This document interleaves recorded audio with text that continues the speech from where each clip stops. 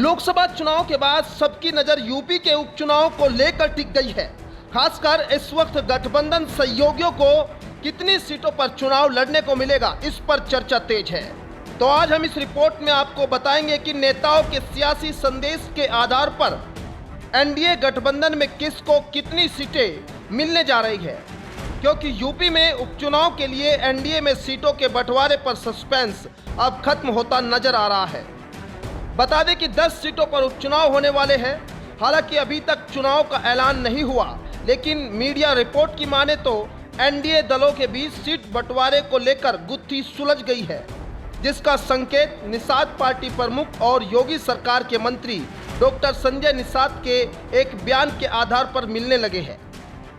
बुधवार को उपचुनाव के संबंध में मीडिया से बात करते हुए योगी सरकार के मंत्री संजय निषाद का बड़ा बयान सामने आया है, जिसमें उन्होंने कहा कि एनडीए मंझवा और कटेरी में निषाद पार्टी के सिंबल पर लड़ेगा।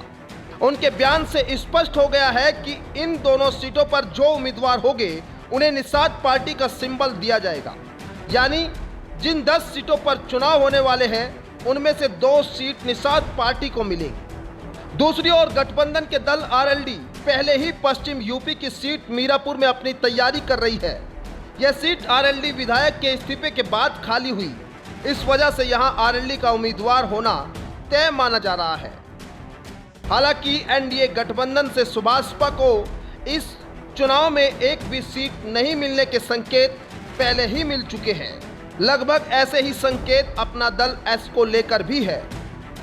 माना जा रहा है कि इस उपचुनाव में अपना दल को भी कोई सीट नहीं मिलेगी।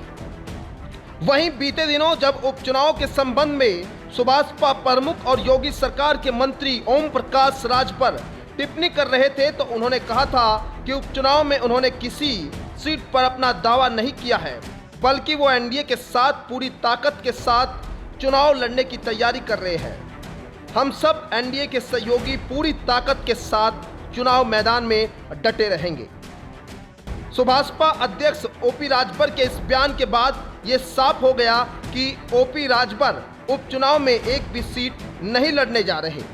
वहीं दूसरी ओर इंडिया गठबंधन में अभी तक सीटों पर पैंच फंसा हुआ है, क्योंकि कांग्रेस उत्तर प्रदेश में होने वाले उपचुनाव के लिए 5 सीटों की डिमांड कर रही है, जबकि सूत्रों की माने तो दूसरी ओर समाजवादी पार्टी गठबंधन में चुनाव लड़ने के लिए तैयार तो है, लेकिन पार्टी गठबंधन के तहत 2 से ज़्यादा सीटें देने के लिए तैयार नहीं है।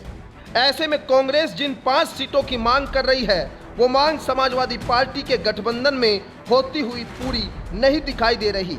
ऐसे में सीटों को लेकर अभी इंडिया गठबंधन के बीच पैंच फंसा है। वहीं एनडीए गठबंधन के बीच पैंच अब खुलता हुआ नजर आ रहा है।